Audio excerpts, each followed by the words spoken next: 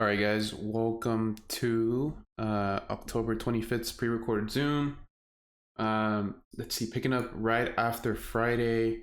I believe our overall, I guess, bias for Friday was we were converting from a bullish sense to a bearish sense, mainly due to one particular factor, that being this. Whether you want to call that an internal liquidity grab, yes. Whether you want to say that's an unsubstantial new high based on low high retracement continuation, yes, that's also correct. But yeah, this is pretty much the main thing that led us to believing that we would kind of convert to the downside. And we had also said that we didn't really see that much of a retracement occur, or we wouldn't expect that. We wouldn't expect some deep premium before coming down, just because of how violent the move was, the intent being the liquidity grab, and basically saying that the narrative was already in play. We were just looking for that continuation. And that's pretty much what had occurred here. And due to this being now pretty much semi-violent as well, I believe this was 8 a.m. Yep, this was 8 a.m. Right at 8 a.m. I believe this just started launching based on prior momentum or prior setups to London. But yeah, the bias is intact. And I guess it's very interesting to see, I guess for you guys from a studying perspective, how that bias was developed on Friday, how we converted from bullish to bearish in the span of a week and a half ish. But yeah, as of right now, just because of how violent this move has been today, it really looks like we're starting to see this dip down and give us that retracement, because now once we take out our swing low, that's technically our retracement based on turbulence point, based on our swing bullish bias, that solidifies this entire range. Because if you can note, look, we have not taken out any major point of structure in a very long time. And that's big, because these transitions are what give you these massive moves. Because even if we are retracing to the downside, right, although you guys do know that we are technically still bullish, long term, all this really could mean is just a continuation BOS, right? And then we could still rocket higher. That is still very probable. It could very well happen. Like I said, as of right now, these transitions are very, very interesting to spectate, and really very interesting to study, just because these do show, just where we can, or just show you how big of a move even a simple retracement can be. And I guess this immediately ties to our bias with H4 on AU and EU. And I mean, gold was the only one we didn't really accept, or not. I'll come back to that, but yeah, I guess accept is a good term.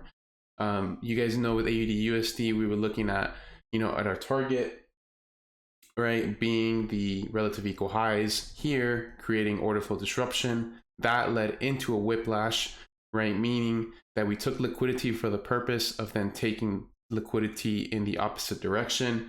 But then this liquidity grab, which led into the break of structure, that was on Friday why we had assumed that we would more than likely begin to give a move into the upside. And that's pretty much exactly what you see here. As far as the trades, that's your job, of course. But as you can see, right, there was transitions here. Even if you didn't pick the low, right, there was, right, the order flow disruption based on a POI, and there is the internal continuation BOSs to the upside, right, being there a H1 POI, and you can see that that's why this is rocketing at the moment. But yeah, same thing with EU. We're seeing these moves really start to manifest themselves, and we're starting to see, like I said, DXY really start to dip. And it's the first time in a very long time that we're seeing these major solidified points being taken out. So this is very interesting to know, and this is going to be a very good study for you guys to see or spectate in real time. The only one that I didn't like was gold, and that was more so, I want to say, an emotional / psychological type of thing. because what we had said on Friday was we were either going to give that continuation, because I believe we were in this POI around the Zoom time, but the invalidation was kind of met here. This being the last solidified point before we come lower, as you can see based on the continuation BOS. The invalidation was hit, it was met, and due to the low momentum to the downside, that is what creates in alignment, or a scenario in alignment with our DXY bias. But yeah, you guys know I kind of wasn't bullish on this just yet. But yeah, as of right now, I would say that I am bullish, only because of how much DXY is dipping, and that it probably will continue to dip for the next couple of days, weeks, short, medium term. I don't know about long term, that can always change, you know. But yeah, as of right now, we are more so leaning to that bearish bias. I mean, that bullish bias with gold. And then with the Dow Jones, we have reached this daily POI that we had mentioned, this 3-day POI. So now this is going to be very interesting, because technically, if we want to talk correlations, then you can say that DXY and the Dow Jones are pretty are technically inverse. So if this is to dip, then it's kind of hard to justify this also dipping. So I guess over the next day or two, really look at this, see if there's any type of internal transition, see if there's any type of model being created here, and just to see whether or not we are going to get that continuation sense, or if this really didn't end up being a structural disruption, and it could just be like AU, where we had that kind of whiplash, where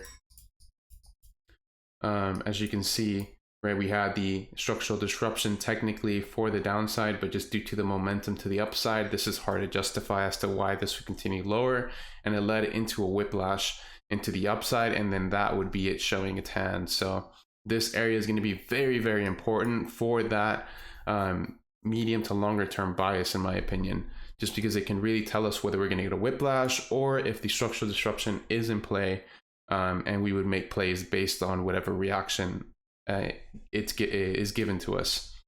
But yeah, with that being said, I will see you guys on Friday.